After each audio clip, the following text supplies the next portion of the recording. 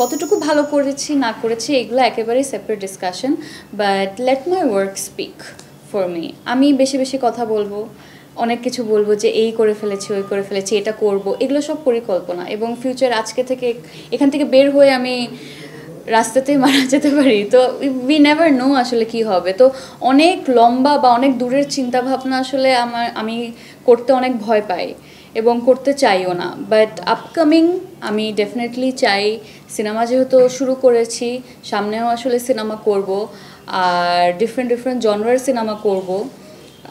যদি ভালো গল্প থাকে, আমার চরিত্র ভালো লাগে, আমি তো কাজ করতেই চাই। সো এখানে কখন কি বা কোন সময় রিলিজ হবে হয়তো বা এগুলো বলতে পারছি না। আর এখন তো সব কিছু অনেক বেশি কন্ট্রাকচুয়াল।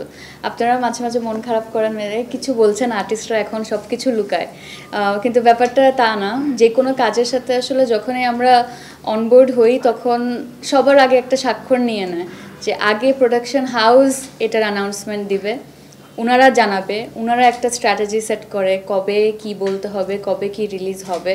তো এখানে মন খারাপ করার আসলে কিছু নাই যে অনেক কথা বলে এটা এই প্রশ্নটা এড়িয়ে গেছে, ব্যাপারটা তা না।